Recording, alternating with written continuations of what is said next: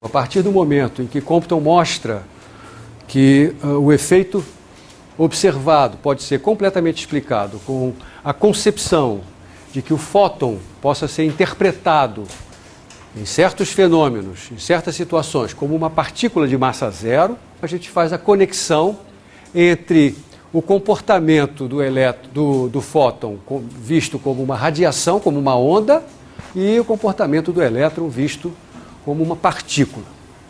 Um fato curioso que vale a pena mencionar é que nessa expressão que aqui está,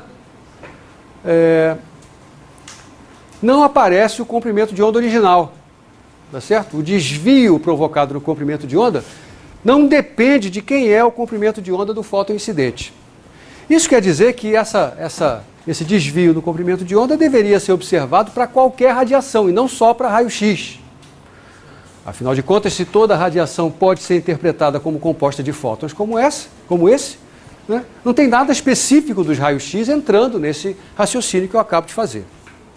Portanto, isso deveria, em princípio, ser verdade também para a luz visível. Afinal de contas, a luz visível é uma radiação, portanto, para ela também deveria acontecer o efeito Compton.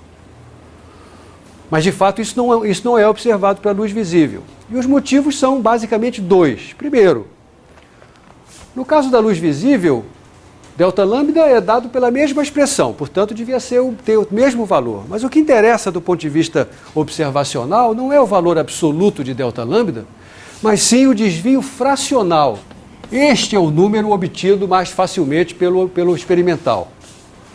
Acontece que se eu estiver fazendo essa medida para o raio-x, lembre, o comprimento de onda do raio-x é da ordem de décimo de nanômetro até milésimo de nanômetro, é um lambda muito pequeno, então esse quociente é grande.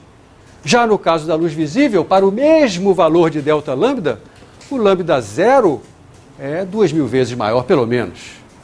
Então esse desvio fracional é 10 a menos 4, não é? Quando comparado com o desvio fracional para o raio-x. Então é muito difícil de ser observado, em primeiro lugar. Em segundo lugar, de fato, o raciocínio que nos mobilizou para entender o efeito Compton como sendo produto da colisão de um fóton com um elétron parado, aqui eu utilizei o fato de que o fóton tinha uma energia alta. Lembre como é que começou essa discussão toda. Apesar do elétron do átomo de carbono não estar parado, tem uma energia que não é zero, energia cinética que não é zero. Apesar disso, eu posso considerar que ele tem energia desprezível, porque a energia dele, dos elétrons mais externos, é da ordem de elétron-volts, enquanto a energia do fóton do raio-x é 30 keV, 10 a 4 vezes maior. No caso da luz visível, esse raciocínio já não vale. A luz visível está associada a fótons cuja energia é da ordem de elétron-volts. Então a energia do fóton é da mesma ordem de grandeza da energia do elétron do átomo. Portanto, eu não posso mais considerar o elétron como estacionário para esse processo.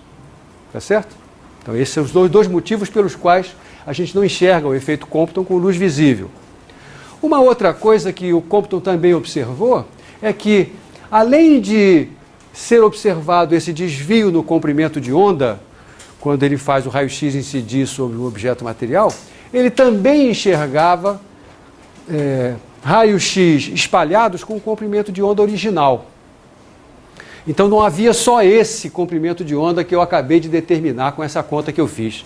O comprimento de onda original também aparecia. E o motivo para isso também é fácil de entender. E quando eu faço o raio-x incidir sobre um átomo, ele vai, em alguns momentos, sofrer um processo de colisão com o elétron externo ao átomo, e aí acontece isso que eu acabo de descrever, mas ele também pode colidir com um elétron interno ao átomo ou até com o próprio núcleo.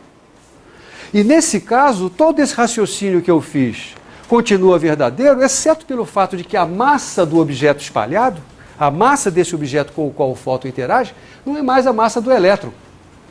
É a massa ou do núcleo, ou a massa associada a um elétron preso ao núcleo, que não se movimenta sozinho, se movimenta levando com ele todo o núcleo.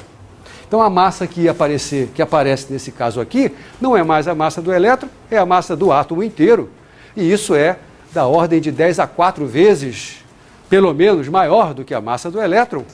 Lembre-se que a massa do elétron em unidades relativísticas é 511 Kelvin, meio MeV, não é isso?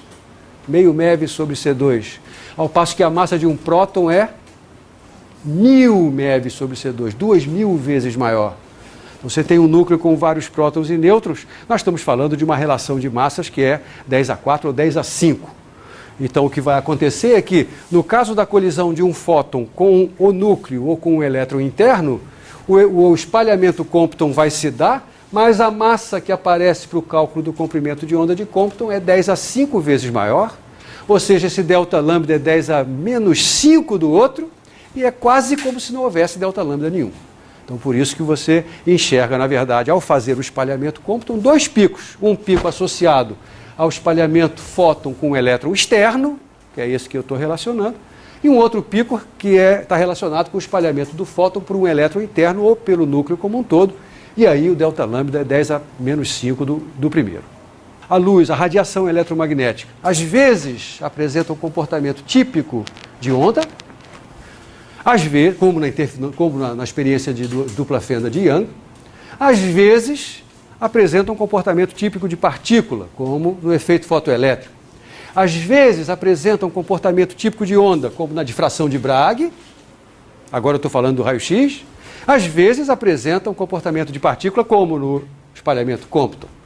Então, a radiação, ela se traveste, né? Ela muda de fantasia, de acordo com a maneira como ela interage com a matéria. Às vezes ela interage de um jeito como se fosse uma onda, às vezes ela interage de um jeito como se ela fosse uma partícula. Essas duas visões para a radiação, na verdade, estão intrinsecamente relacionadas com o fato de que nós construímos o fóton, a partícula associada à radiação, através de expressões como essa. Aqui está a energia do fóton, né? E aqui está o momento do fóton, H sobre lambda. Essas duas equações são as que exprimem de forma mais clara esta coisa que eu estou chamando de dualidade onda-partícula. Então, uma onda tem comprimento de onda e tem frequência. Uma partícula tem momento e tem energia.